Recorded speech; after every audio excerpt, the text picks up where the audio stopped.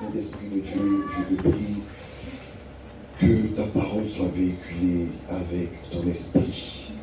Seigneur, nous voulons monter au niveau de compréhension dans lequel tu nous mets. Seigneur, je prie, Père éternel, que tout ce qui est opposition à ta parole soit brisé au nom puissant de Jésus-Christ de Nazareth. Je prie que ta parole soit prêchée avec vérité. Je prie que tout ce qui est filtrage, afin d'empêcher ton peuple, afin de nous empêcher de pouvoir rentrer, de pouvoir monter dans une autre dimension d'écoute de ta parole, soit brisé au nom de Jésus. Je prie que cette parole soit une réponse pour le cœur d'une personne en ce lieu. Seigneur, viens nous parler, que tout ce qui est de ma personne disparaisse, que ma personne soit effacée et que ton esprit prenne le contrôle dans toute sa splendeur, au nom de Jésus. Amen. Amen. Amen. Alléluia. Alléluia. Alléluia. Vous pouvez vous asseoir dans la présence de Dieu. Mon frère, à qui vous avez joué un peu ça là? Vous essayez de plaquer quelques notes. Alléluia. Amen.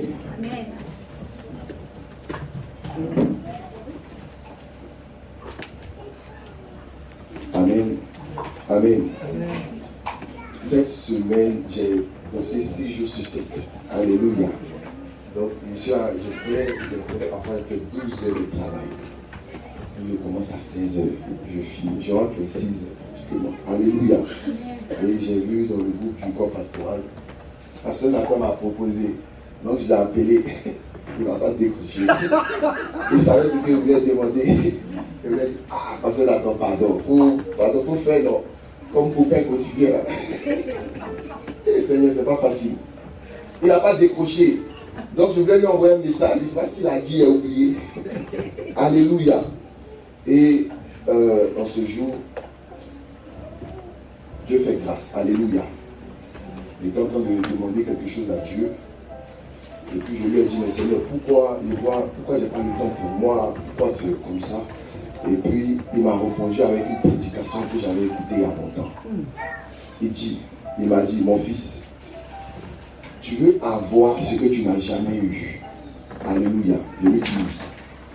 Il m'a dit, pour avoir ce que tu n'as jamais eu, tu dois faire ce que tu n'as jamais fait. Alléluia. Donc la routine ne peut pas changer ta vie. Si tu pries toujours 5 minutes, tu seras dans la dimension de 5 minutes. C'est un cœur déterminé qui casse la porte. Alléluia. Parce qu'il y a des forces qui s'opposent à nous. Satan ne veut pas qu'on se réalise. Satan ne veut pas qu'on avance. Satan veut nous pousser dans la dépression. Il veut nous mettre dans des addictions. Il veut qu'on marche en immoralité de vie. C'est pour cela, à un certain niveau, les grandes stars qui n'ont pas Dieu, ils comprennent qu'ils sont multimillionnaires ou milliardaires, mais il y a un vide dans leur âme. Parce que tous ceux qui sont autour d'eux ne sont pas sérieux. Les gens marchent par intérêt. Les gens ne sont pas vrais. Donc il y a une paix qu'ils recherchent, qu'ils ne trouvent pas. Alléluia. J'ai regardé sur Facebook, il y avait un jeune rappeur américain qui est décédé il y a quelques années. Avant de dormir, il regarde beaucoup l'actualité. Alléluia. Et j'ai dit, il est en train de faire un direct. Alors qu'il devait mourir dans la semaine. Donc il était en train de dire que en général, l'argent c'est un problème aussi. Il dit son téléphone sonne tôt. Tout le monde l'appelle pendant qu'il veut se reposer. Il ne peut pas aller manger au restaurant. Parce que quand il rentre là, tout le monde veut faire photo avec lui.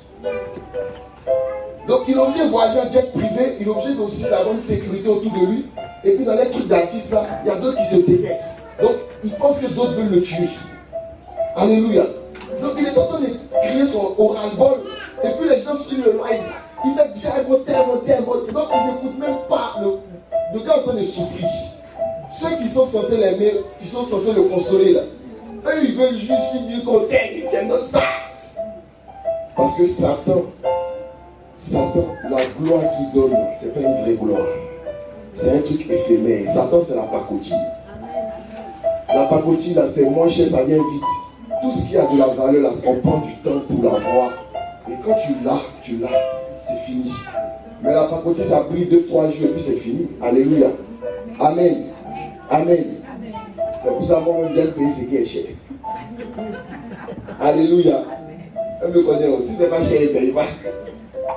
Mais c'est vrai. Parce que quand tu payes un truc qui a de la valeur, ça reste longtemps avec toi. Alléluia. Mais quand tu fais un truc vite, tu es en train de parler, bam, ça se casse. Alléluia. Donc, je disais à Dieu, mais Seigneur, il fournit trop d'efforts, je suis fatigué. Et puis, ne profite pas comme je veux de ce que j'ai.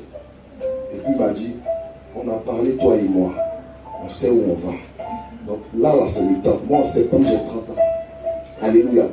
Il me dit, c'est le temps où tu dois travailler pour avoir ce que tu dois avoir. Mais si tu ne fais pas, si tu n'as jamais fait ce que tu dois faire, tu vas rester au stade A. Alléluia. Amen. Donc notre Dieu, quand tu parles là, il faut bien écouter. Dieu nous parle tous les jours, mais c'est nous, on ne prête pas attention. Alléluia. Quand ton esprit est bien connecté à Dieu, tu arrives à discerner ce qui est bon de ce qui est mal. Parce que l'esprit humain aussi nous parle. Il y a l'esprit humain. Alléluia. L'esprit humain, c'est notre propre esprit. Et l'esprit humain, c'est quelque chose qui calque tout. Parce que lorsqu'un enfant naît, si tu le mets avec des chimpanzés, bien dans 10 ans, il parle comme les chimpanzés. Parce que l'esprit humain, il est stérile. Maintenant, lui s'imprègne de ce qui vient vers lui.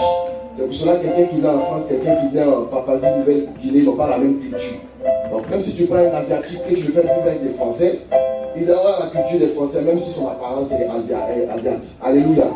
C'est comme ça, si tu prends aussi un Français blanc, que tu vois au village quelque part chez Paoulé, il sera Paoulé de son esprit. Ou bien, parce que l'esprit humain, ça photocopie tout ce qui vient. Donc quand tu te mets en relation, en accord avec l'Esprit de Dieu, l'Esprit est plus apte à recevoir les choses qui viennent de Dieu. Mais Dieu va parler, il a dit faisons l'homme à notre image et à notre ressemblance. Donc la voix de Dieu là, elle ressemble à quoi? Elle ressemble à ta propre voix. Oui. Parce que Dieu va te parler comment tu te parles. Il va te parler dans le jargon, dans ton expression. Alléluia. Comment tu te parles, c'est comme ça que Dieu va venir te parler. Alléluia. Et c'est ce qu'il m'a répondu. Il m'a dit, fais, travaille. C'est moi qui occasionne tout ça. Je te donne la santé, donc il faut travailler. Tu ne plus travailler pendant un certain temps. Mais là, c'est le moment où tu dois faire ce que tu n'as jamais fait. Alléluia. Et je veux bénir la vie de Dieu pour ma femme. Alléluia. Elle m'a dit un truc en semaine qui m'a plu. Il a senti un changement. Alléluia. Elle ne sait pas. Il a senti un changement. Alléluia. Parce que ça fait 2 mois maintenant, mon grand frère, parce qu'il a reçu des Américains dans son église. Alléluia. Le dimanche passé, quand on a fini le culte, la prophétesse m'a appelé, elle m'a dit, est-ce que je te vois aux États-Unis? Il y a trop de problèmes, voilà, les États-Unis, il a laissé ça comme ça. Il sait comment il est immigré en France. Si c'est pour réduire ça, que la prophétie parte. Mais je dis, hey, pardon, après les États-Unis, il faut me laisser. Je sais quelle galère est dans ce pays-là. Et c'est déjà en 2018. Il est vieilli dans mon âme à cause d'ici. Alléluia. Et bon, elle a dit ça, j'ai écouté. Et dès que je suis rentré à la maison, il y a mon grand frère qui m'a appelé. Il m'a dit, Dieu va faire un programme au Gabon, au Cameroun et tout. Il faut m'envoyer l'argent du billet d'avion. Moi, j'esquive. Parce qu'il sait qu'elle avait dit ça, c'est fâché. Elle dit non, mais nous, voilà, c'est où tu dois aller en vacances. Il savait que c'est ce qu'elle allait dire. Donc, il ne savait pas comment répondre à mon frère.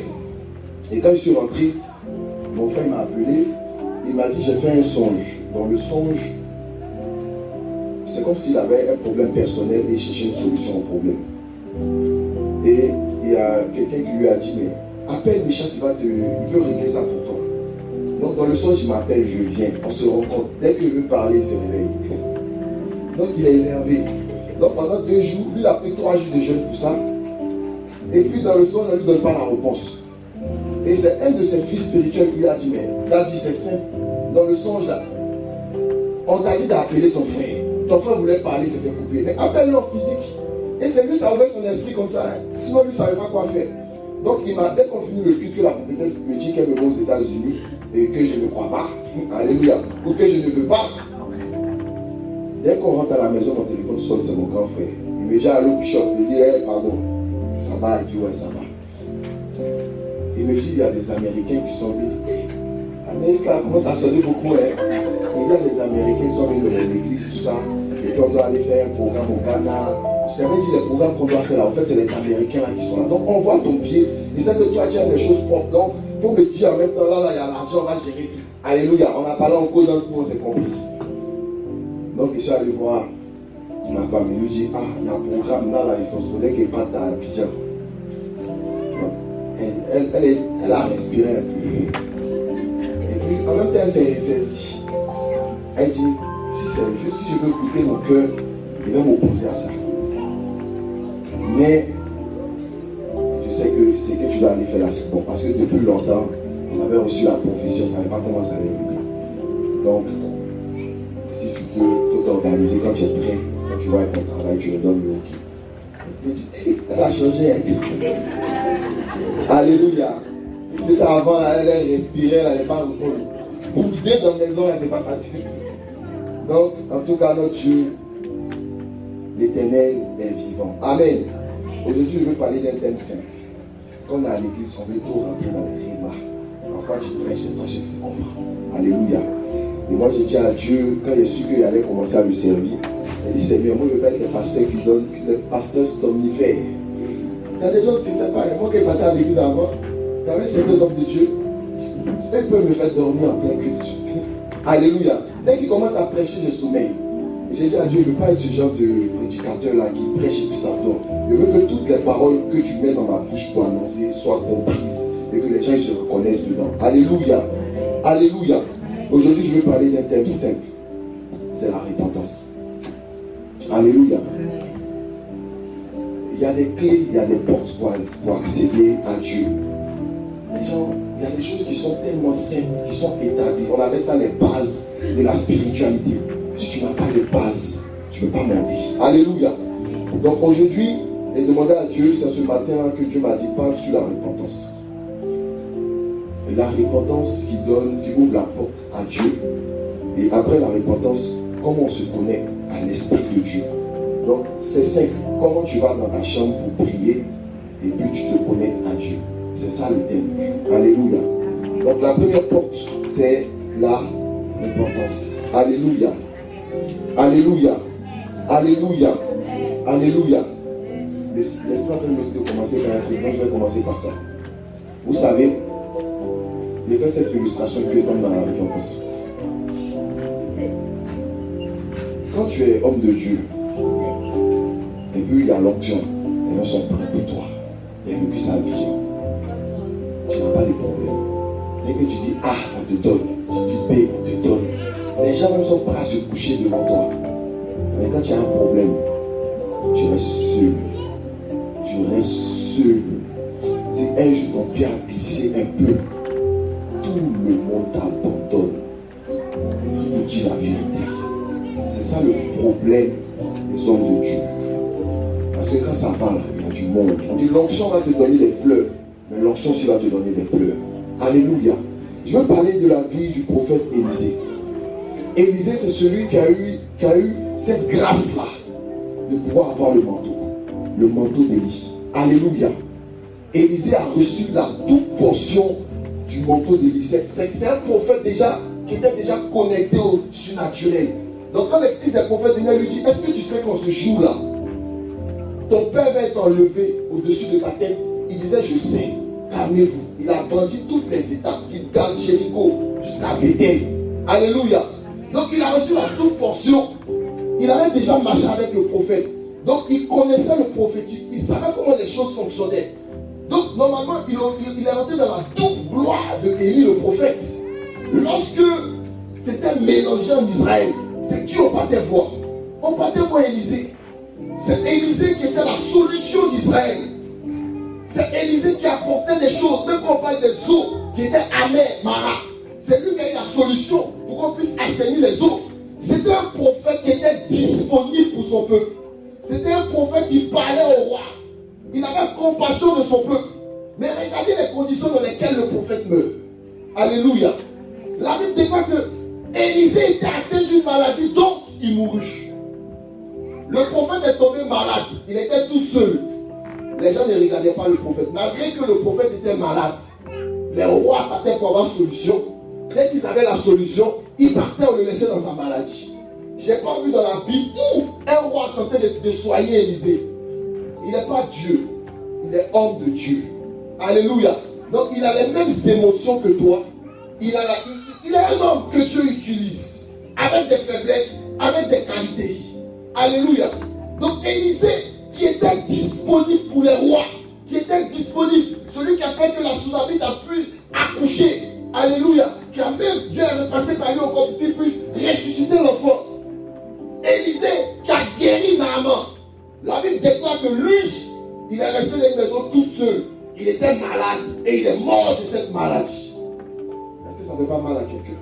Le prophète de l'Éternel, il est disponible pour les gens, mais les gens ne sont pas disponibles pour lui. Et c'est comme ça. Il y a beaucoup d'hommes de Dieu qui ne peuvent pas venir te faire asseoir pour t'expliquer le problème. Il a dans plus de problèmes que toi et puis il prie pour toi. Il souffre même que toi. Il ne sait même pas comment il va terminer son mois. Mais quand tu l'appelles, il dit fortifie-toi et prends courage. Donc lui-même, s'il t'explique pour lui, c'est toi qui vas lui donner. Alléluia. Et regardez les conditions. Le prophète il meurt. La Bible déclare qu'on devait. Il y a un soldat qui est mort et on voulait enterrer le soldat.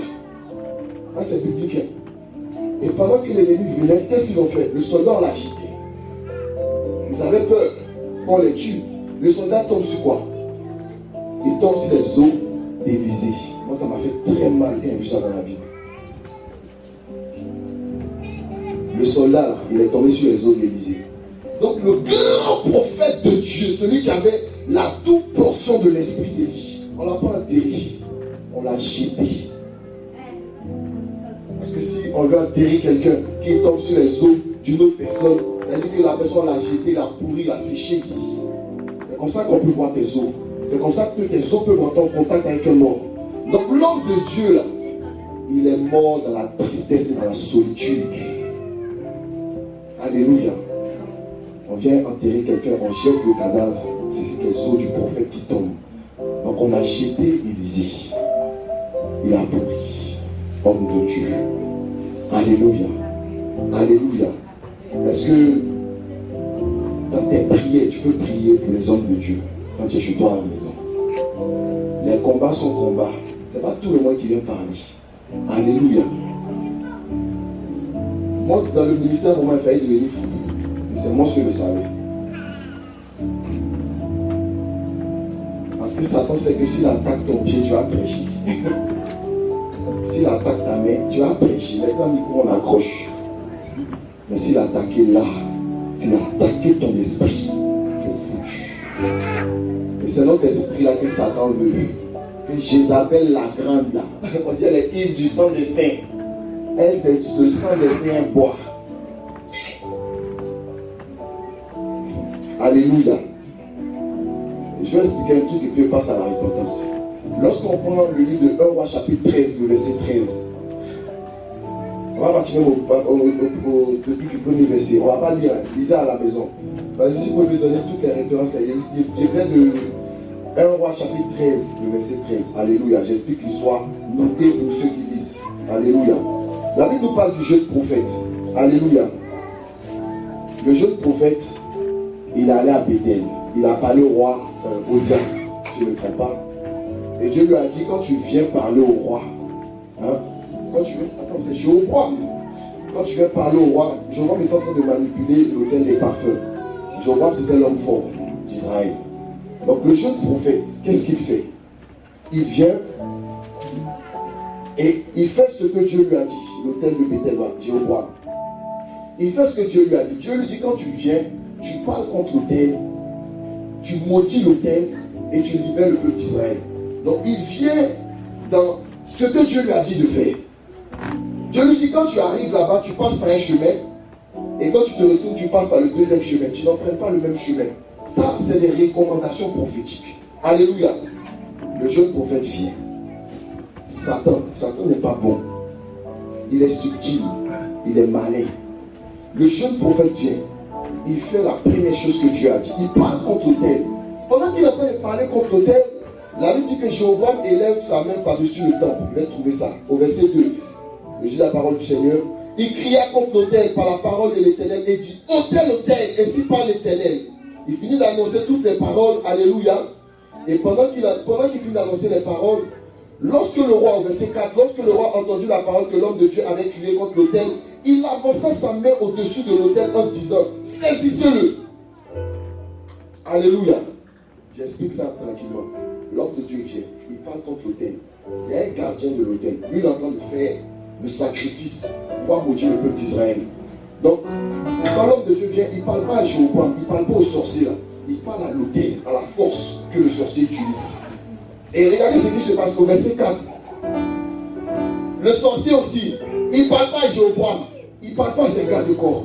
Pourtant, il est roi. Il a beaucoup de personnes autour de lui. Il ne dit pas à ses gardes, saisissez-le. Il ne dit pas à gardes, saisissez-le. Il élève la main par-dessus l'autel. Lisez bien. Donc, c'est spirituel. C'est au-dessus de l'autel que lui aussi met sa main et il saisissez-le. Donc, son esprit qui parle, il ne parle pas au garde de corps. Et qu'est-ce qui se passe? La main qu'il a élevée par-dessus de l'autel sèche. Donc il comprend que celui qui est venu l'attaquer spirituellement est plus fort que lui. Et maintenant Satan utilise quoi? La pitié. Il vous dit faites attention aux gens qui font pitié. Les gens qui veulent faire pitié là. Faites très attention. Je n'ai pas dit n'ayez pas pitié des gens. Faites attention aux gens qui font toujours pitié. C'est des sorciers même. Ils sont dans l'esprit de la manipulation. Ils viennent, tu les expliques, tellement tu as pitié d'eux, tu les aides et puis tu te confies à eux parce que tu te dis qu'ils sont faibles. Et puis quand ils ont l'information, ils te détruisent. Alléluia. Donc, il dit saisissez-le, sa main sèche. Je reprends sa main sèche. Donc il comprend que les forces qui viennent sont plus fortes que ce que lui il a. Qu'est-ce qu'il fait? Implore ton Dieu. Alléluia. Il demande pardon à l'homme de Dieu. Implore ton Dieu qui le délivre. Il fait pitié. Et il était méchant tout de suite. Il fait pitié. Il y a des gens que Dieu lui-même les a mis dans une situation. Il y a des gens, on ne peut pas les aider. C'est une punition de Dieu. C'est comme depuis Gaméza. On dit 7 ans. Les temps comme la météo vont passer sur toi. On ne dit pas 7 années, 7 ans. C'est Dieu même qui a bouclé le dossier. Le premier instant de la vie. On dit manger les herbes, la rosée était sur lui. On va demander un jour à Dieu même, à médecin, il fumait même tout ça. Mon spirituel est bizarre. Hein? Alléluia. Il dit saisissez-le. Sa main sèche. Homme de Dieu, s'il te plaît, implore ton Dieu pour me délivrer. Homme de Dieu, s'il te plaît. L'homme de Dieu élève la main. Et puis tu pries pour ton ennemi. Il y a des ennemis, on ne peut pas pour eux. Je dis que le Seigneur, que tu trouves grâce aux yeux du Seigneur. Donc tu le laisses entre lui et Dieu. Si Dieu trouve que c'est bon, ça sera bon. L'homme de Dieu prie pour Jéhovah. Tu dois attaquer quelqu'un. Maintenant qu'il sèche, tu pries pour lui. C'est fini. Spirituellement, il avait perdu. Spirituellement, son spirituel était déjà affaibli. Spirituellement, Dieu n'était plus aussi avec lui.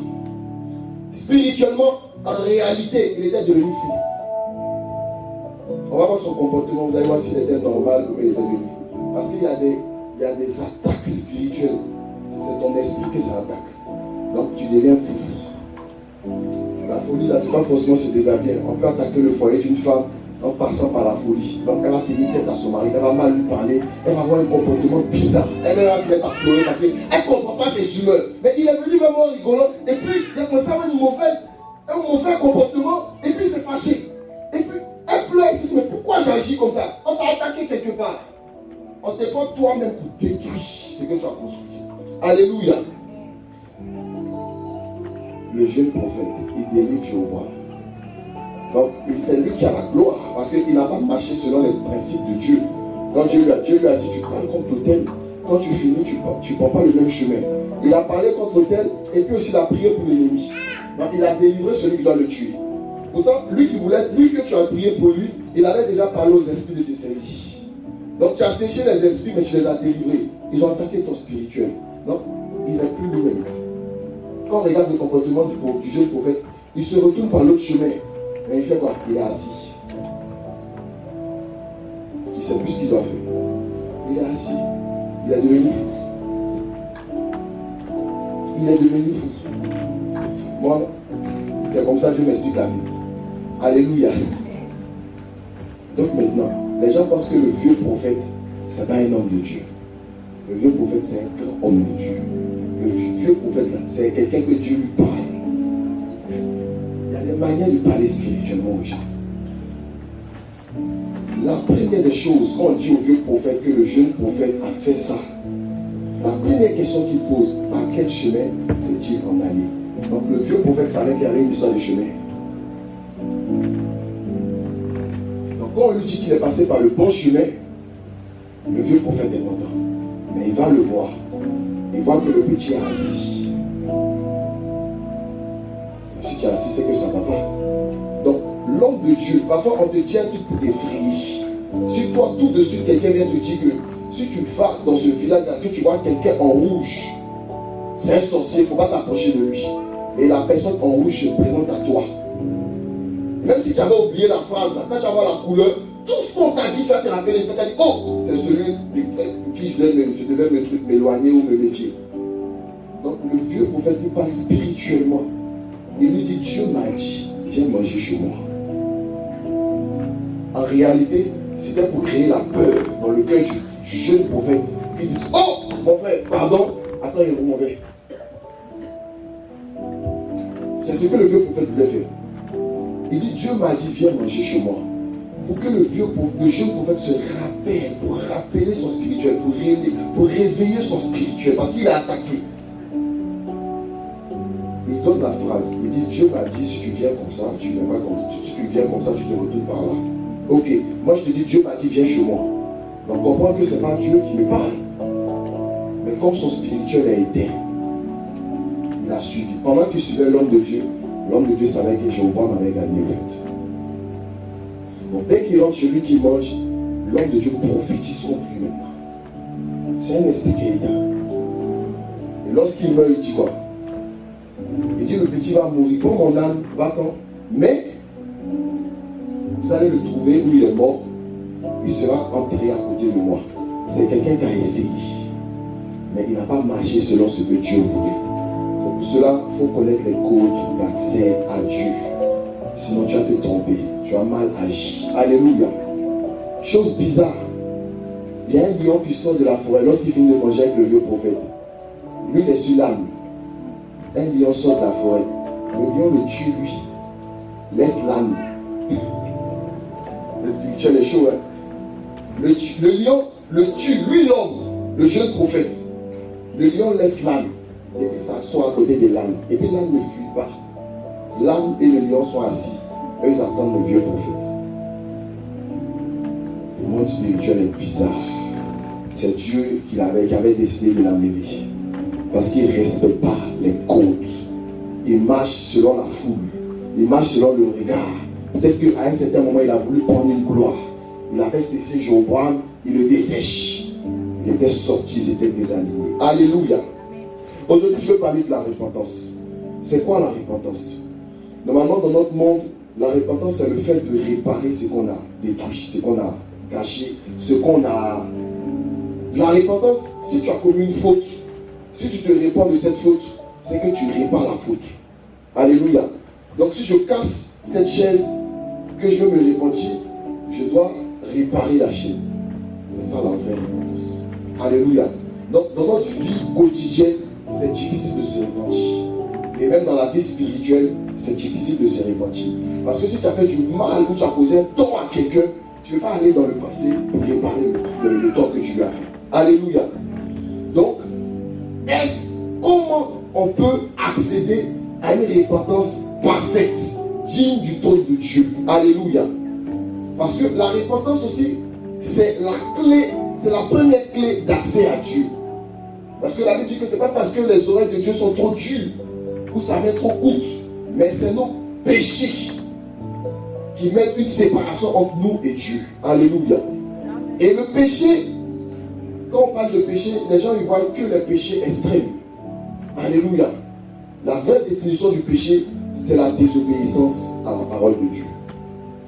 C'est la désobéissance à la parole de Dieu, je vais ajouter, dans le niveau que Dieu t'a mis de consécration. Alléluia. Donc, pour une certaine personne, il y a des trucs qui ne sont pas des péchés que Dieu ne va pas regarder dans sa vie. Mais pour d'autres personnes, ça peut être des choses éphémères. Mais que Dieu va regarder, puis Dieu va les frapper. Alléluia. Moïse était circoncis lui-même. Mais parce qu'il avait oublié de circoncire son fils, l'ange de l'Éternel qui lui parlait tous les jours était venu la nuit pour le tuer. Parce qu'il avait oublié cette circoncision. Alléluia. C'est pour cela que Séphora a circoncis l'enfant et il a dit que pour moi il épouse le sang. Parce qu'elle a lu dans le spirituel. L'ange était en train de le tourmenter. Alléluia. Donc peut-être qu'il avait une crise cardiaque, il était en train de se tourner. Elle a discerné et puis elle a circoncis l'enfant. Alléluia. Donc pour quelqu'un là, c'est dit, mais Moïse marche avec Dieu. Mais pourquoi pour une simple circoncision on veut le tuer? Parce que ça dépend du niveau dans lequel tu es. Alléluia. Je vais parler aussi de la classification des enfants de Dieu. Ceux qui sont naziriens, ceux qui ne boivent pas l'alcool, ils n'ont pas le droit de s'approcher de quelqu'un qui est mort. Eux, ils restent dans la pureté. Donc un nazirien, le jour il touche à l'alcool, même si c'est 2 gouttes, il a péché. Alléluia. S'il s'approchait d'un mort, il a péché aussi. Donc, le péché, ce n'est pas les grands péchés qu'on connaît seulement, mais le péché dépend de ta dimension ou de ta relation avec Dieu. Alléluia. Donc, pour certaines personnes, ils vont aller boire un verre de vin. Dieu ne va pas se fâcher avec eux. Mais pour d'autres personnes, ils vont prendre une goutte de vin. L'esprit va les déranger. Alléluia. Alléluia. Donc, je voulais clarifier ça un peu, ce côté sur le péché. On va prendre nos Bibles et on va lire un passage.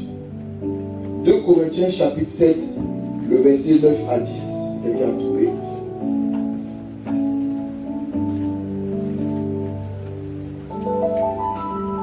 « 2 Corinthiens chapitre 7, verset 9 à 10.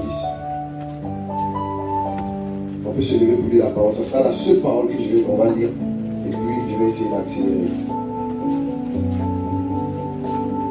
Amen.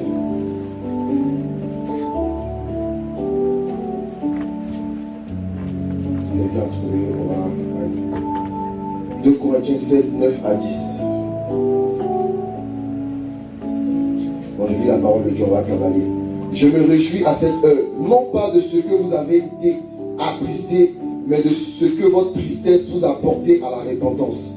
Car vous avez été attristés pour Dieu, afin de ne recevoir de notre part aucun dommage. Verset 10. En effet, la tristesse selon Dieu produit une repentance à salut dont on ne se répand jamais. Tandis que la tristesse du monde produit la mort. Amen. Amen. Amen. On va aller au verset 11. Et voici, cette même tristesse selon Dieu, quel empressement n'a-t-elle pas produit en vous?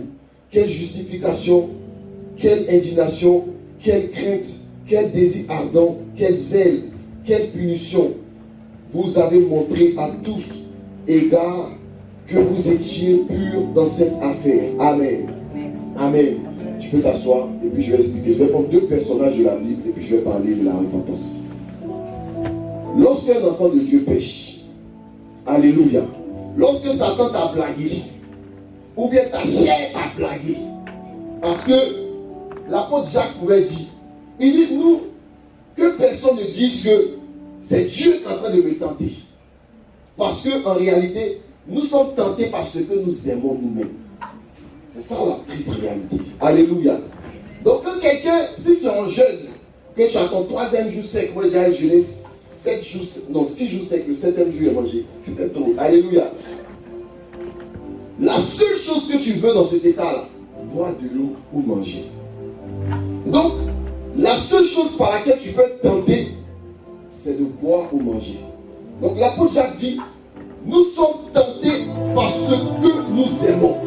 Parce que quelqu'un qui a faim, si tu lui envoies une plaquette de comprimés, dépose ça devant lui, il ne sera jamais attiré par ça.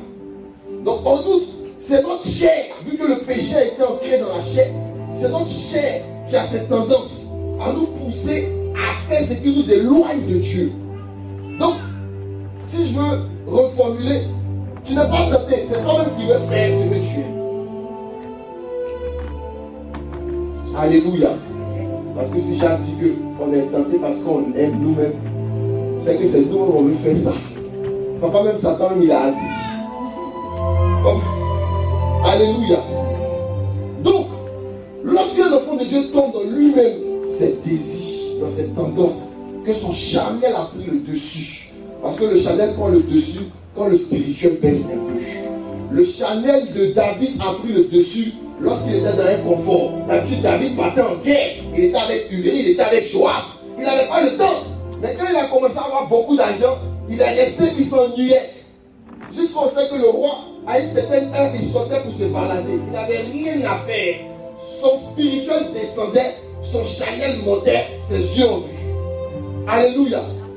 Donc, lorsque tu tombes dans quelque chose qui t'éloigne de Dieu, il y a une tristesse que le péché crée dans le corps du chrétien, du spirituel. Il se dit, pourquoi j'ai fait ça? Quand il voit les promesses que Dieu a annoncées sur sa vie, il dit, mais comment je n'arrive pas à adopter ces choses-là? Donc, le péché crée une tristesse. Et lorsque tu viens à Dieu dans la repentance, c'est la tristesse là qui te pousse à aller demander pardon à Dieu.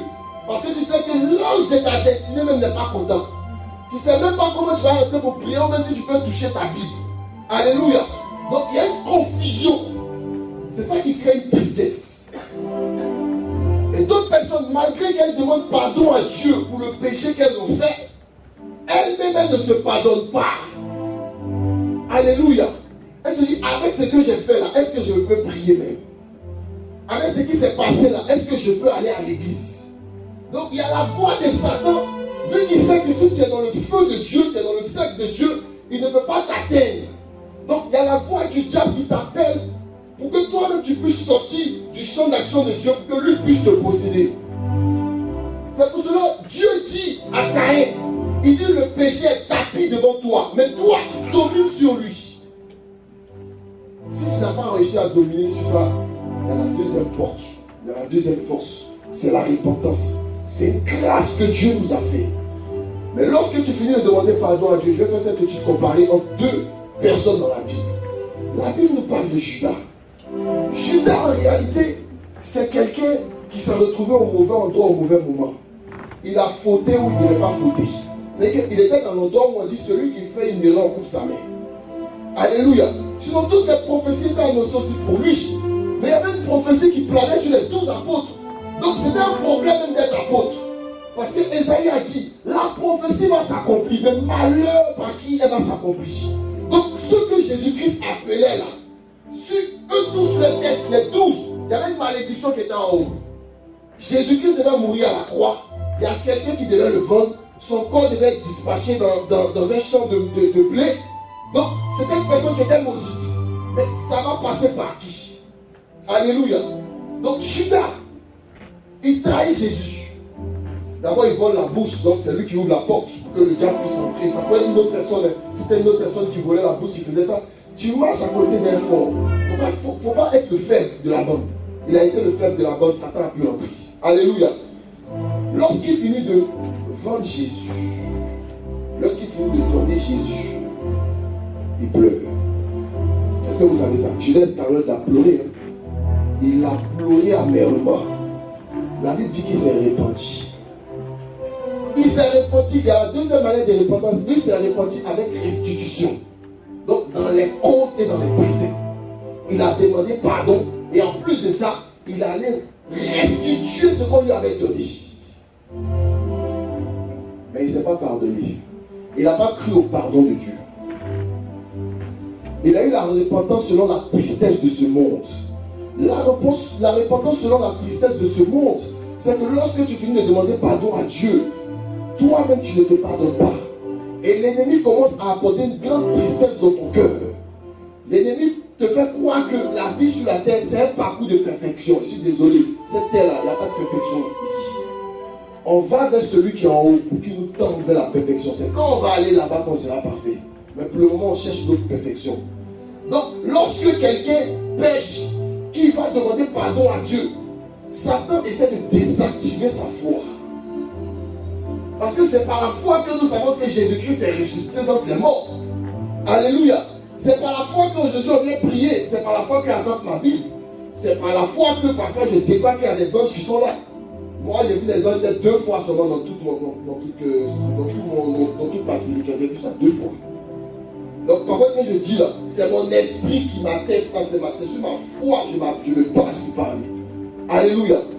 Donc, Judas a pu lui demander pardon à Dieu. Il ne s'est pas pardonné lui-même.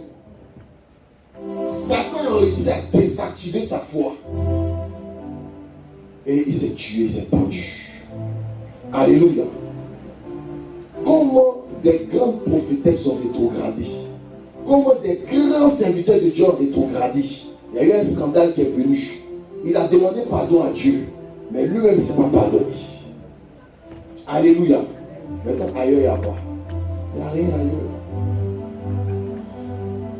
Et quand Satan finit de bien te perdre, tu te rends compte que même au fait, si tu t'étais repenti, que tu avais cru en ta repentance, mais tu étais loin avec Dieu. Mais peut-être c'est 10 ans après, tu vois que tu as perdu du temps. Alléluia. Donc la repentance selon la tristesse de ce monde, elle mène à la mort. Elle éteint ta destinée. Elle coupe tous les ponts de ta destinée. Elle fait tomber dans la dépression. Parce que quand tu vois ta relation que tu avais avec Dieu, tu es une femme de prière, une femme d'intercession. À cause de quelque chose, tu as laissé tout ça. Donc tu te dis, mais je marchais dans la prophétie que Dieu avait annoncée dans ma vie. Mais maintenant que je me suis désaligné, il y a quelque autre chose qui m'est promis. Alléluia. Et même à la mort. Et il y a la deuxième repentance. La repentance selon la tristesse de Dieu. Alléluia. La repentance selon la tristesse de Dieu, j'avais parlé de Pierre. Pierre, il y a eu une parole sur sa vie. On lui a dit, tu es Pierre, tu es Céphas, et c'est sur toi que je vais bâtir mon église. Jésus lui a dit, avant que le coq ne chante, tu vas me régner 3 fois en ce jour. Alléluia. Pierre a régné Jésus 3 fois. Vous savez, quand quelqu'un te règne pendant que tu as besoin de lui, ça fait très mal. Alléluia. Pierre a régné Jésus une première fois, une deuxième fois, une troisième fois. Lorsque Jésus-Christ est monté, qu'il est venu retrouver Pierre, qui était dans quel état? Il était niche. J'ai expliqué ça l'autre fois. Alléluia. Mais la repentance de Pierre, la tristesse que Pierre a eue, d'abord, en premier lieu, quand il a régné Jésus-Christ, avant que le coq ne chante, il a pleuré amèrement. Il a pleuré amèrement comme Judas. Mais lui, il a cru en ses pleurs. Il a cru en ce que Jésus-Christ était amour. Alléluia. Il a cru que Dieu pouvait pardonner son péché. En fait, les paroles de Dieu sont efficaces. Quand il dit, même si vos péchés sont noirs comme du cramoisi, moi j'ai la capacité de les rendre plus blancs que la neige. Et c'est moi qui ai expliqué l'histoire ici de Tamar. C'est moi qui ai parlé de toutes ces femmes que Dieu a changé leur destinée. Donc, lorsque tu rentres dans la présence de Dieu pour lui demander pardon concernant quelque chose, il faut que ta foi soit activée. Et s'il y a une voix qui vient te dire que ce que tu as fait est trop grave, que Dieu n'est pas avec toi, ne t'empêche pas de dire arrière de moi Satan. Parce qu'il y a un personnage dans la Bible qui a fait tous les interdits. Finalement, il était l'homme selon le cœur de Dieu. Parce qu'il a eu la clé de quelque chose. Revenir toujours à son Dieu. Pour ceux qui vivent en couple, quand vous discutez comme ça, et puis chacun dit je ne suis pas prêt pour aller lui parler. Et puis tu vois ta femme, elle vient te dire bébé, je suis désolé. Ça fait un bien fou. L'amour que toi tu as pour Dieu est plus grand que pour toi. Dieu est plus amoureux de toi que toi tu sois amoureux de lui. C'est en cela que tu l'as prise et puis encore là. C'est en cela qu'il te dit fais ça, tu ne fais pas, mais il te protège toujours. Alléluia. Donc, il ne faudrait pas que notre repentance soit selon la tristesse de ce monde, pour que Satan puisse nous égarer. Parce que lorsque tu vas finir de demander pardon à Dieu, tu ne vas pas te pardonner toi-même. Et puis la dépression. Donc si tu te dis que je ne suis pas apte à rentrer dans la présence de Dieu, alors tu ne vas pas prier. Maintenant, qui t'a dit que Dieu respecte-toi ton timing pour savoir si lui il est apaisé ou il n'est pas apaisé? Alléluia. Parce que d'autres se disent les péchés aujourd'hui, donc je vais attendre 3 jours pour entrer dans la présence de Dieu. Maintenant, entre les 3 jours, si 3 créatures bizarres sont venues, qui te protège pendant ce temps? Alléluia. Satan, il rôde comme un lion. Il cherche qui dévorer. Apocalypse chapitre 12, le verset 12. Malheur à la terre et à la mer, quand le diable, armé d'une grande colère, s'est dirigé vers elle, sachant qu'il a peu de temps. Maintenant, on dit celui qui vient te tuer là, il n'a pas beaucoup de temps pour te tuer. Toi, tu as le temps de te sauver. Mais le chrétien, celui qui veut le détruire, il n'a pas assez de temps, mais lui, il a le temps pour se sauver. Alléluia. Donc, la première porte d'accès à Dieu, c'est la repentance. Et lorsqu'on demande pardon à Dieu, il faut croire dans son cœur que Dieu nous a pardonné. Alléluia. La deuxième porte, c'est d'appeler le sang de Jésus-Christ. Alléluia. Je vais vous expliquer comment le pardon se fait. Il y a puissance dans le sang de Jésus. Alléluia. Dans Lévitique, il y avait deux boucs que j'expliquais un jour rapidement. Il y a un premier bouc sur lequel on confessait le péché et un bouc qui était immolé. Et le deuxième bouc, on confessait le péché sur lequel on le laissait partir dans le désert. Alléluia. Et Jésus-Christ est venu aussi pour remplir la condition parce que la Bible déclare qu'il est l'agneau de Dieu qui ôte le péché du monde. Donc lorsque il gagne la naissance par le baptême avec Jean-Baptiste, en tant qu'agneau de Dieu, l'Esprit aussi le pousse dans le désert. Alléluia. Je vais expliquer ça rapidement ici. Alléluia. Et lorsque Jésus-Christ meurt à la croix par son sang maintenant, il nous fait cette rédemption-là. Il nous rachète de la mort, il nous rachète du péché. Alléluia. Et la Bible déclare qu'il a effacé par son sang l'acte dont les ordonnances nous condamnaient. Alléluia. Je vais expliquer ça. Lorsque tu finis de demander pardon à Dieu, il y a le deuxième rituel.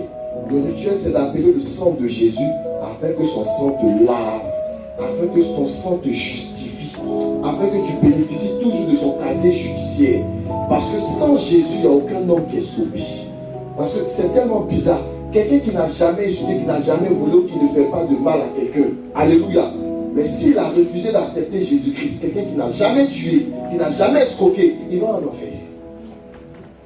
Parce qu'il a refusé le nom de Jésus. Alléluia. Donc la spiritualité se résume en Jésus-Christ, dans le sang de l'agneau. Donc quand il dit, Christ a effacé par son sang l'acte dont les ordonnances nous condamnaient, ce que Jésus-Christ est en train de te dire. On va parler juridiquement. S'il y a une ordonnance qui est mise contre toi, il y a un mandat d'arrêt qui est mis contre toi, alléluia. Que un autre juge vient, où il y a changement de pouvoir, il y a passation de pouvoir, que le président dit, bon, ok, l'ordonnance là, on l'annule, alléluia. Et il fait 5 ans. Mais est-ce qu'il a annulé l'acte? C'est à cause d'un acte qu'il y a eu une ordonnance qui t'a condamné. Alléluia. Donc si on supprime l'ordonnance, pendant un certain moment, si une autre personne vient, elle peut se souvenir de l'acte et une autre ordonnance peut sortir pour frapper l'acte ou pour punir l'acte. Alléluia. Mais c'est tellement stratégique ce que Jésus-Christ a dit ici. On dit il a effacé par son sang l'acte dont les ordonnances nous condamnaient. Il n'a pas effacé l'ordonnance qui t'avait cloué à la mort. Il n'a pas effacé l'ordonnance qui t'accusait.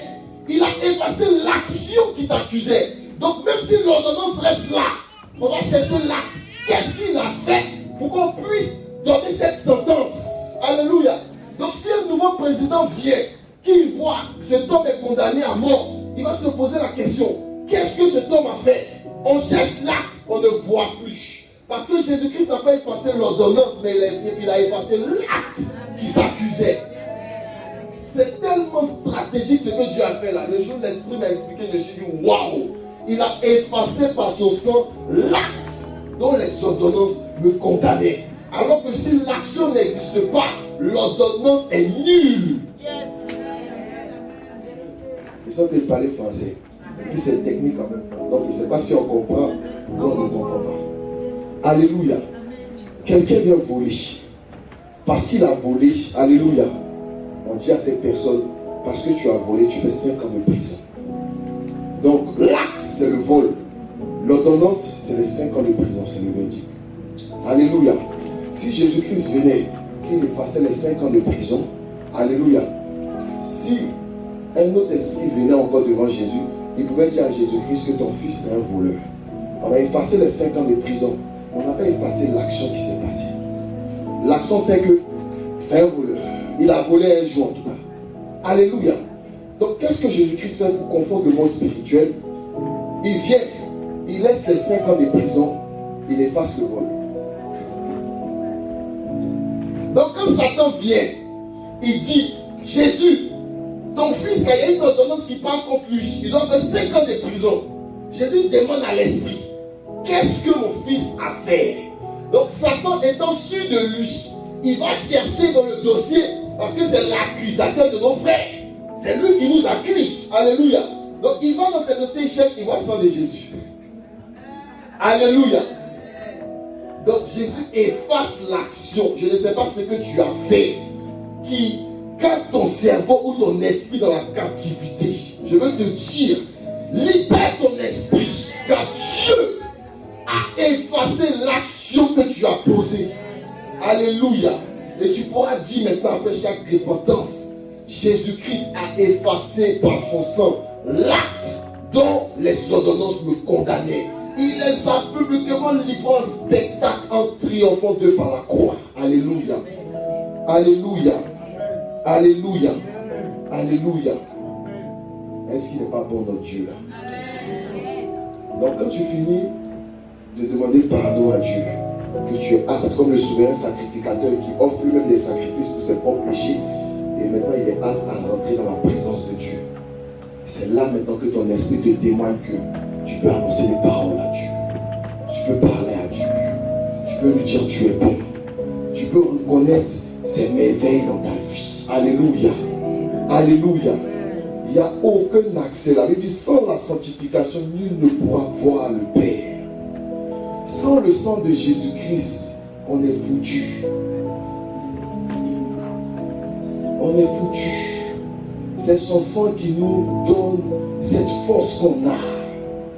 Il a fallu qu'il meure pour nous.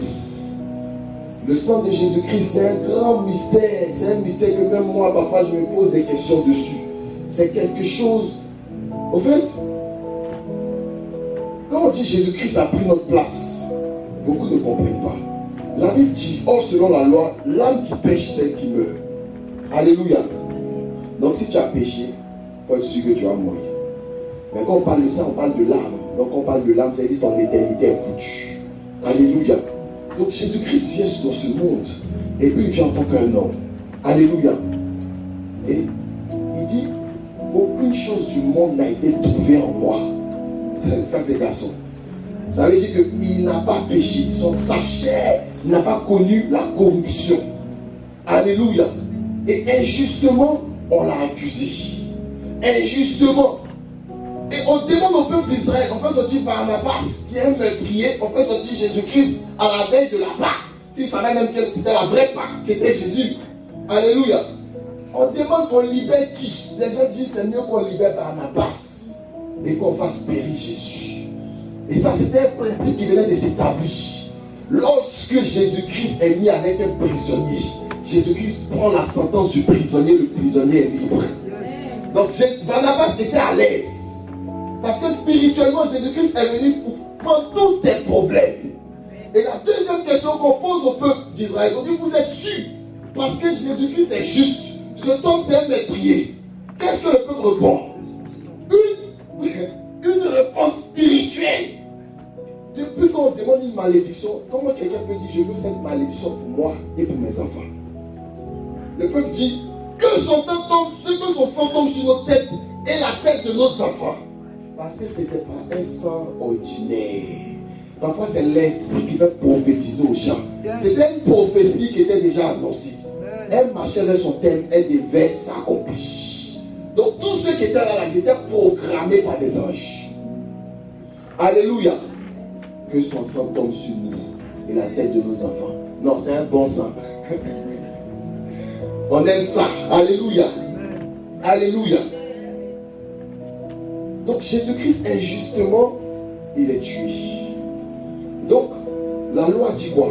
L'âme qui pêche, c'est elle qui meurt.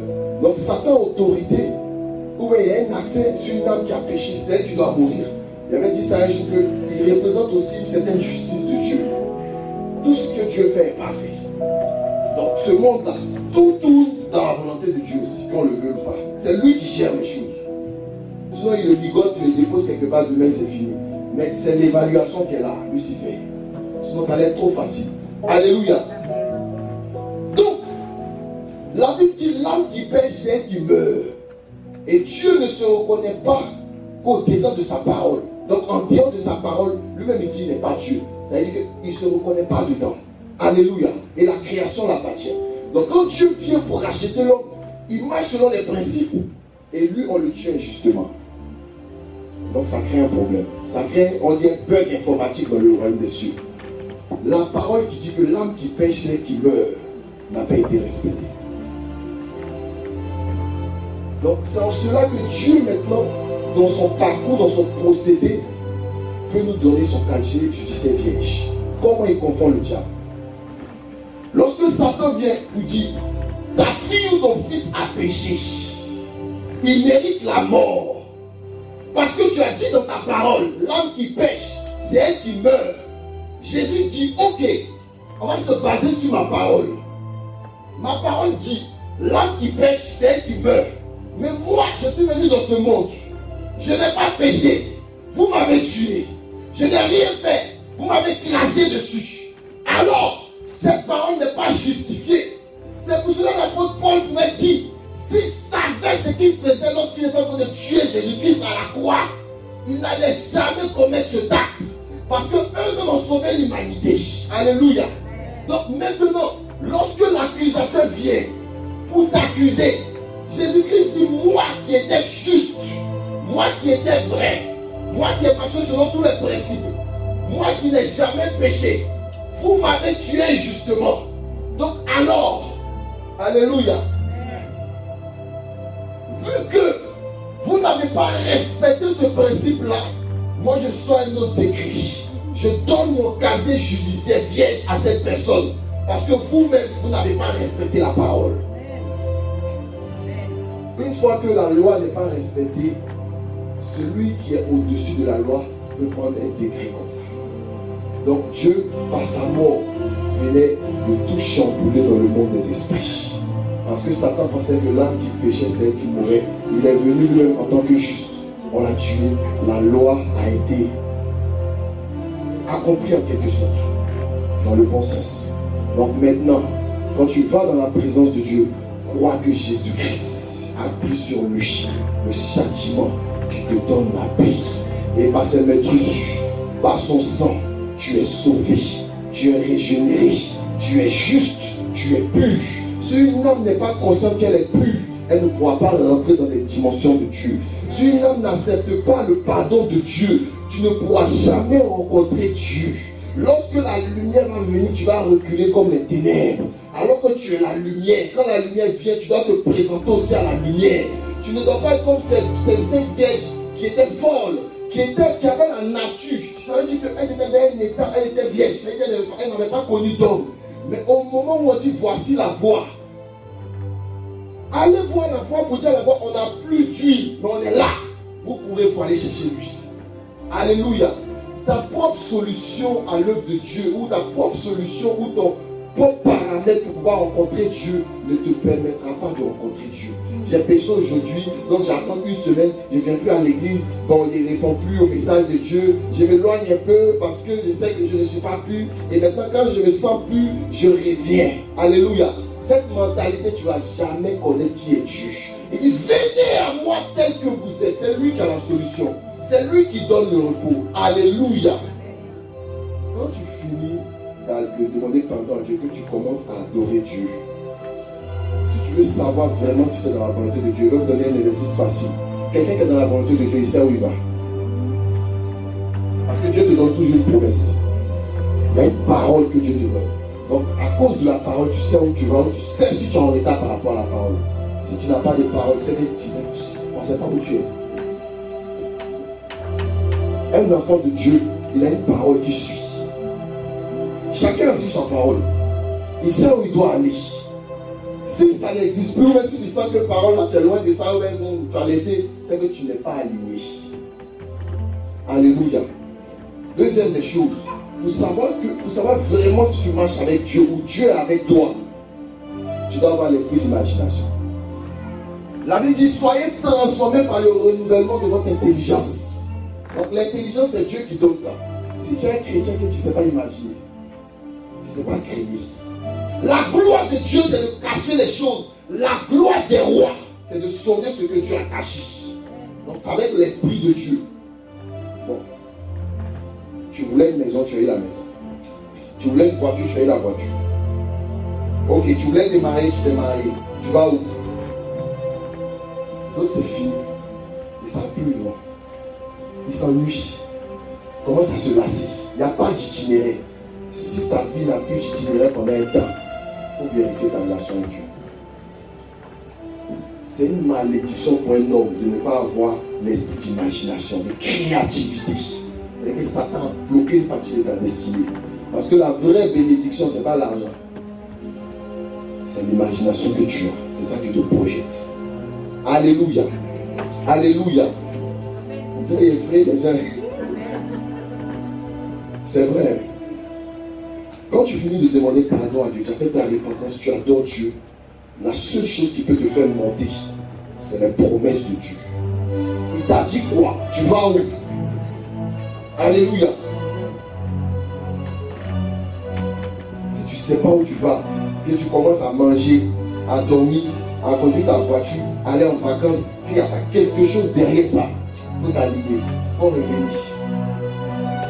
C'est que tu as été oublié même depuis. Tu ne reconnais même plus la voix de Dieu.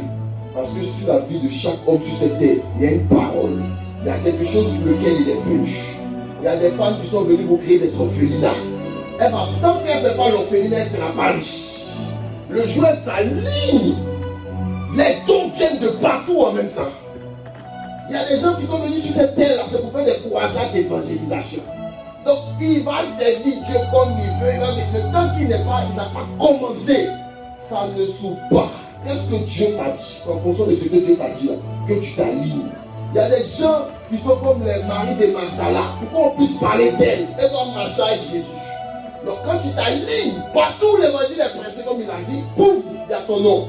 Donc ta particularité sera en fonction de la parole qui a été annoncée sur toi. Alléluia. Je donne un peu mon témoignage et puis j'arrête. Quand moi je suis venu en France, j'étais à Abidjan d'abord, l'esprit m'a dit, il était orienté en sécurité informatique parce qu'il était très bon en mathématiques et physique, sciences physique, chimie.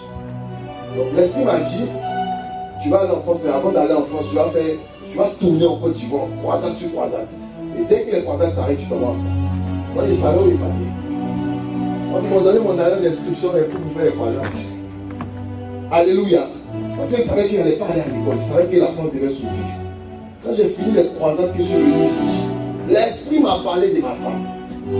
Il m'a proposé deux, mais il m'a dit choisis là. Je lui ai déjà expliqué. Je venais d'avoir mon premier salaire en France et j'ai vu un gars, un SDF. Et l'esprit m'a dit donne-lui. Donc j'ai pris une partie, je lui ai donné. Quand je traversais la route, il y a la voix qui m'a dit bon, petit, on commence les choses maintenant. Celle que tu parles avec elle là, c'est comment? Choisis là, choisis. Mais moi je te dis là. Donc il savait où il partait quand elle il est choisi. Quand l'esprit m'a dit choisis, moi je te conseille ici. Et puis il choisi, il savait où il partait. Alléluia.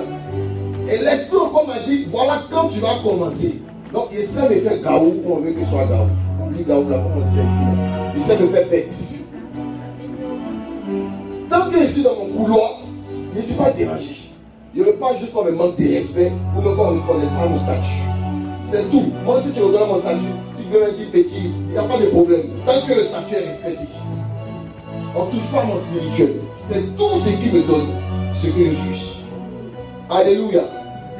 Partout où je suis parti, il n'y a jamais eu de piston. Il y a trouvé le travail qui est trouvé ça moi seul. Dieu a fait. Et puis je suis devenu ce que je suis. Parce qu'il m'a parlé. Dieu est obligé de te parler dans tout, même des choses insignifiantes. Le premier travail qui a eu, mon casier était en bas. Dieu dit, quand je suis venu, et puis j'ai vu le casier en bas, là-bas m'a dit, parce que ton casier est en bas, tu restes ici. Des trucs bizarres. Alléluia. Le travail me suit. J'étais dans un travail, j'étais mieux payé à Orgeval, tu te rappelles. Et puis l'esprit m'a dit de quitter là-bas. Donc elle dit à ma femme que je ne sens pas l'esprit dit de quitter, et voilà. Alléluia. Donc j'ai changé de travail. C'était un mois difficile pour nous, tu te rappelles, non? Tu as grosse voiture, tu as là-bas là. Alléluia. j'ai postulé maintenant dans la boîte où j'étais. Quand je suis rentré, ils m'ont dit, ton casier est là. Il dit, Baradondo ça. Casier en bas encore. Là-bas, m'a dit, ton casier en bas, il est établi ici. Il dit à ma femme, où je suis parti là? Dieu me dit que c'est à la direction. C'est rentré en bas. Pour être le poste que je suis là, il faut avoir master en marketing management. Il faut comprendre au moins 2 langues. Moi, je ne comprends que le français. Puis c'est un français ivoirien. Alléluia. Mais Dieu m'a parlé. Maintenant, je suis au travail. Mon nouveau travail là. Bon, c'est plus nouveau, c'est ancien. Le travail que je suis maintenant dedans. Les clients sont en train de parler. On dit, ouais, il y a des mouvements et tout. Apparemment, ça a brûlé. Hein? Donc, où Dieu m'avait dit de quitter là, ça a brûlé 6 mois avant que.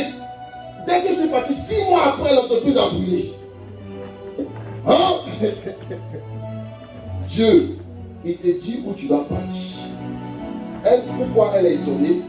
Elle me dit, tout ce que tu as fait par pulsion, où je croyais, même pas ce que tu faisais, tout était bon. Et tu as répondu quoi? Parce qu'un homme de Dieu, il a son itinéraire et puis il y a des pulsions que Dieu lui donne. Quand tu rentres dans ta pulsion, ça s'accomplit.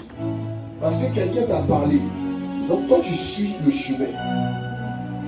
Tu ne peux pas créer toi-même, tu ne peux pas imaginer quelque chose. Pense à quelque chose que tu peux imaginer aujourd'hui qui change le monde. Pensez à ça. Qu'est-ce que vous pouvez faire? Si Dieu ne t'a pas révélé quelque chose caché, tu ne peux pas. Mais demain, tu vas voir que quelqu'un va trouver quelque chose. Et puis ça commence à te paraître simple. Et que toi, tu pouvais le trouver aussi. Tu as dit, mais ça, il peut réfléchir comme ça. Si tu n'es pas aligné à Dieu, tu n'as pas d'imagination. En outre, tu n'es pas loin de l'homme animal. L'homme animal, il se reproduit quand il dort. L'homme selon Dieu, il découvre des mystères. Même Dieu dit, il dit, chantez des cantiques nouveaux. Dieu est dans la nouveauté. Alléluia. Alléluia. Alléluia. Donc quelqu'un n'a qu'à aller demander à Dieu. Quand tu fais des prières, demander pardon à Dieu. On ne demande pas pardon à Dieu forcément pourquoi on a péché. Parce que parfois tu as péché, mais pourtant tu n'as pas péché. Tu es au métro, la boîte de type. Lui qui demande l'argent, c'est toi seul qui entend, tout le monde le dépasse. Mais toi tu sens qu'en direct tu dois donner et puis tu ne donnes pas, tu t'en vas, tu as péché. Parce que le péché c'est la désobéissance. C'est juste ça. Ou tu sens que tu dois faire un truc, c'est simple même, ou même tu dois donner un conseil, ou même tu trouves que ce n'est pas le moment, mais l'esprit te dit, si tu lui dis pas ça là, il va tomber dans le feu. Hein. Et puis tu hésites, et puis tu dis pas, tu rentres avec la parole à la maison, tu as péché. La Bible dit que si Dieu te dit d'avertir que les gens vont mourir, que tu n'avertis pas à ces personnes-là, il va te demander le sang. Ça fait peur. Si la voix du sang d'Abel a pu crier, et la voix du sang des saints qui crie vengeance d'Apocalypse. Il faut imaginer combien de sangs sont en train de crier contre toi. Donc ça va dans ton spirituel, mais tu as péché aussi. Donc la première clé pour entrer en contact avec Dieu, repentance. Seigneur, il te demande pardon. Où tu m'attendais, je n'ai pas été là. Je n'ai pas eu le temps de te prier. Il y a des temps où toi-même tu sais que tu es couché, le sommeil ne vient pas. Tu fermes les yeux, ça ne vient pas. C'est un temps où Dieu veut que tu pries. Mais tu ne pries pas. Et si quand dès que tu pries, tu vois que le sommeil vient en là. Mais il te dit en éveil, tu ne pries pas. Tu n'as pas tué quelqu'un. Mais tu as désobéi. Alléluia. Donc, la spiritualité dépend de là où Dieu t'a mis. Alléluia. C'est comme il expliquait, chacun dans son couloir. Il y a des gens, il y a des pasteurs qui prêchent avec des boucles d'oreilles dans les oreilles. Dieu se manifeste et puis peut-être qu'ils vont être sauvés, je ne sais pas. Bon, il n'y a jamais vu aussi que c'est un péché dans la Bible. Mais il y a d'autres qui s'amusent pour mettre l'esprit dans les grenouilles. Alléluia. Donc, ça dépend de comment tu marches avec Dieu et puis ton niveau, comment tu comprends les choses de Dieu. Qu'est-ce que Dieu t'a dit de faire? Amen. Est-ce que cette parole a fait du bien? Alléluia. Après, c'est bon d'aller faire la terre avec les gens de l'enseignement. Alléluia. Alléluia. Ce que je veux que tu retiennes, c'est qu'il y a deux types de repentance. Il y a la repentance selon la tristesse des hommes. Selon la tristesse des hommes, c'est des gens qui ne se pardonnent pas à eux-mêmes. Avant de pardonner même aux autres, eux-mêmes ils n'arrivent pas à se pardonner. Et c'est le meilleur piège que Satan peut utiliser pour te détruire. Je ne me pardonne pas parce que je lui ai fait ça. J'aurais pas dû. Non, ça devient un poids dans ton cœur et puis ça te détruit. Alors que tout ce qui est en corrélation avec pardon, là, il y a un démon qui s'appelle Ulcère. Il va te donner une palpitation au cœur. Parce que quand tu ne pardonnes pas, là, quand la personne tu la vois, tu te fâches. Donc ton cœur se coupe. Parce qu'elle t'énerve. Et puis en même temps, ta respiration, ça modifie tout ton comportement. Donc, celui qui pardonne se libère.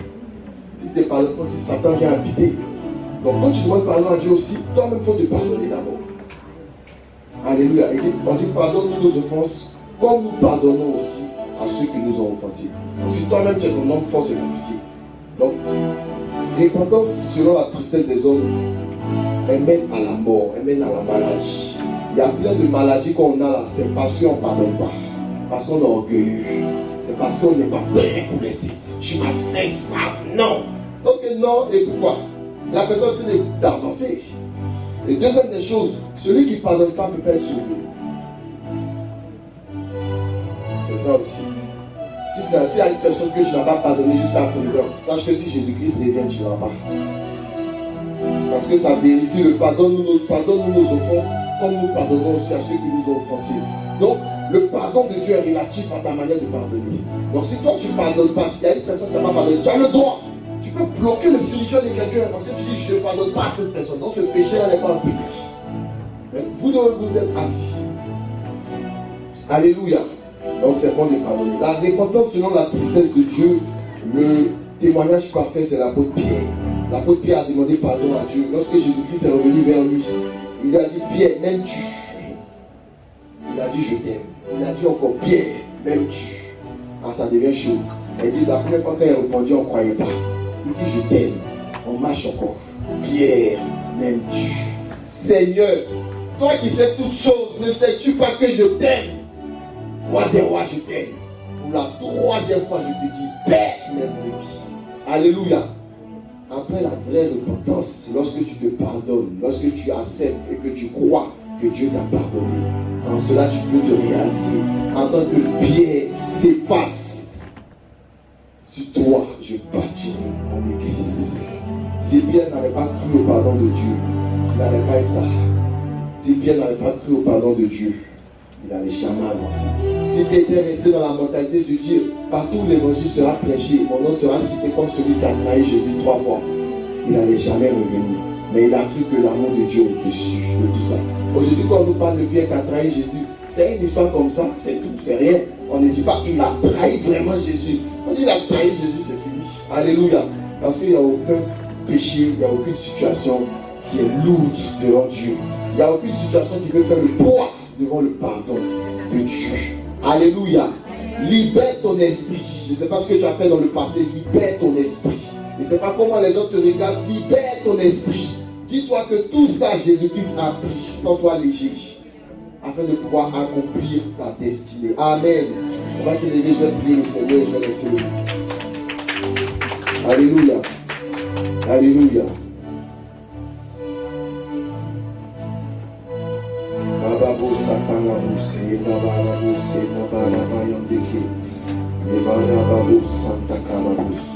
Seigneur, en ce matin, tu m'as dit, parle à mon peuple et parle-leur de la repentance. Parle-leur de la puissance de la repentance. Seigneur, je veux prier pour des cœurs qui n'arrivent pas à se pardonner eux-mêmes en se disant, j'ai attristé le Saint-Esprit, j'ai fait ce qui est mal aux yeux de Dieu. Est-ce que Dieu peut me pardonner cette faute? Est-ce que Dieu peut me pardonner ce que j'ai fait? Seigneur, je veux parler contre tout esprit qui vient faire croire à tes enfants que ton pardon est limité, qu'il y a des choses que tu ne peux pas les pardonner qu'ils ont fait dans le passé. Je vais parler à tout ce genre d'esprit-là, ces esprits malais, ces esprits qui détruisent les destinées, ces esprits qui égarent, ces esprits qui mettent l'église dans l'isolation, ces esprits qui font que lorsque un enfant de Dieu a péché, il s'éloigne de la bergerie, il s'éloigne du troupeau et il va mourir tout seul. Je viens parler contre ces esprits et je déclare que le feu du Saint-Esprit les emporte dans les lieux arides. Seigneur, je viens prier pour tout cœur qui s'est senti coupable selon un acte qu'il a posé. Je prie, Père éternel, que tu viennes enlever ce poids, le poids de l'acte dans le cœur et dans les consciences, au nom de Jésus-Christ de Nazareth. Je déclare que ton sang lave toute personne qui est sous le poids d'une accusation. Je prie maintenant que ton sang lave toute personne qui est sous le poids, oh Jésus-Christ, d'une conscience en se disant, je n'aurais pas dû le faire. Je prie, Père éternel, que ton Église se sente légère au nom de Jésus. Je prie que tout acte qui les condamnait soit effacé et que ton casier judiciaire me soit présenté, que ton casier judiciaire vierge me soit présenté. Et je déclare qu'à partir d'aujourd'hui, un nouveau départ d'accomplissement, un départ de réalisation. Je déclare pour toutes ces personnes qui se sont désalignées du projet de Dieu dans leur vie. Je prie que l'Esprit les aligne. Seigneur, si certaines personnes avaient prié leur vocation pour la parole que tu avais annoncée dans leur vie, donnez la force afin de pouvoir entrer et d'accomplir ces paroles au nom de Jésus. Rababo Sakarababo, Eva Rabayandabo.